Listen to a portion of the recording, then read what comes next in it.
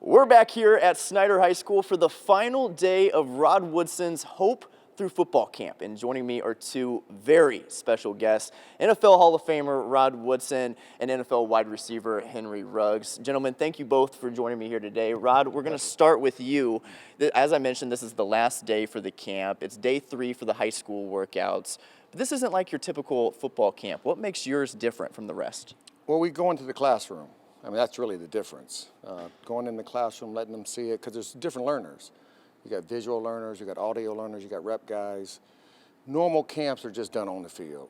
You know, they do showcases, everybody do one-on-ones. They do no instructional footwork or give you a foundation at all that they can take with them.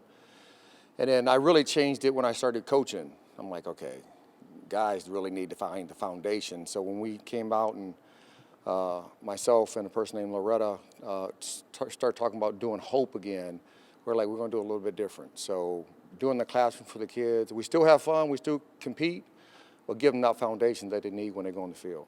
Absolutely. Now, a lot of these camps, I mean, they're meant for the D1 guys. Yours isn't that way. You know, you want to bring the guys that might not be getting a lot of the attention out there. And in that way, how is your camp different? Well, the 3-star, 4-stars, they're going to get their looks. I mean, they're going to ball out, they're going to get their looks. You know, bringing in Zybeck here, digital timing company, you know, it's helping the kids who never got that before. Because Zybeck is going to Army All-American. They're going to those big events.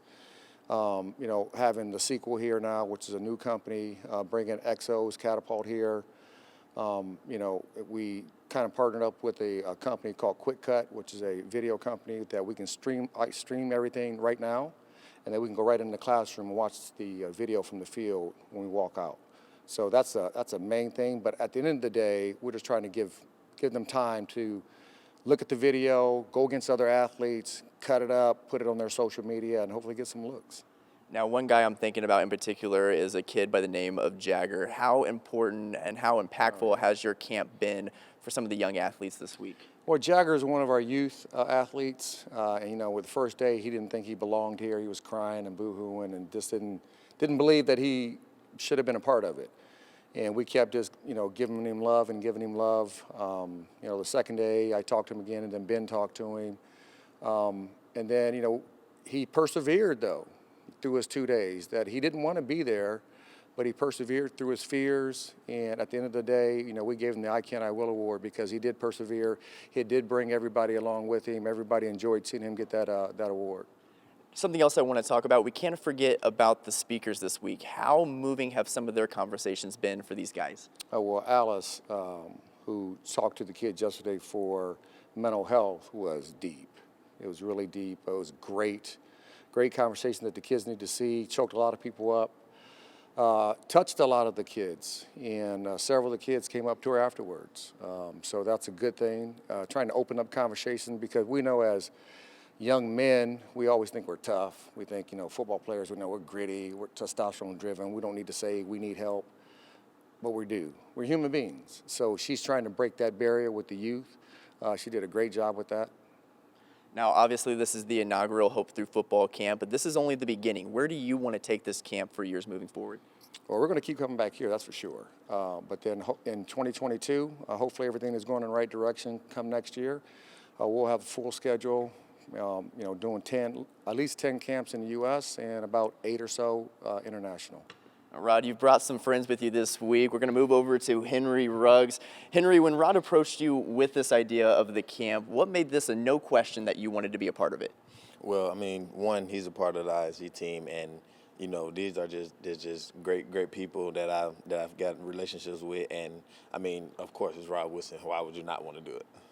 You know, being a young athlete in the NFL, what do you think, being these kids' ages, what do you think you can bring to them? What is your message going to be to these kids? Well, the biggest thing is perspective, because not only has, you know, I've been doing things that they've done, but I've done it recently. You know what I'm saying? So you know, I can bring perspective from their eyes and give them, you know, kind of the game in modern day point of view. Now, you just touched down in Fort Wayne, but still, you have some exciting things on the schedule. What are you planning to do here while you're in the Summit City? Well, I mean, like I said, I have a great team of people around me. They're showing me around. This is not really my neck of the woods, so they're showing me around. I love to eat and I love to do different things. I'm supposed to go bowling tonight, and bowling is another thing that I enjoy. Just another way of competing. You know, you and Rod are joined through the NFL, but you're also joined, as you mentioned, through Independent Sports Entertainment. They represent a lot of big guys, a lot of local guys here in Fort Wayne. How have they kept your guys' connection strong, and how is it like a family-type atmosphere with them, you know, that you've experienced? Well, I mean, like you said, it is a family, and crazy thing is this is my first time meeting Mr. Woodson in person, but I've had third-party conversations with him and gotten advice from him throughout the season, throughout my journey to the combine, through the draft, and you know that's something big with me because you never know who you come in contact with, and you never know what type of things you need to hear. You mentioned you might not be much different than the other guys that are in this camp. Right. You know, they're all wanting to be here, meet Rod Woodson, learn from Rod Woodson. As you were growing up, what did you take from Rod's game that you now apply?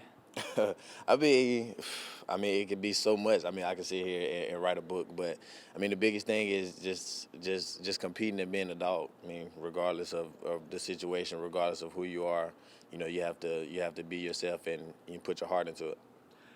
Anything else you want to add, Henry? Just same thing. I'm going to let the kids know. Just take advantage of all opportunities, regardless of the situation and where you are. Thank you very much. Thank you both for joining me. For Rod Woodson and Henry Ruggs, I'm Colton Howard, and that is your local sports report.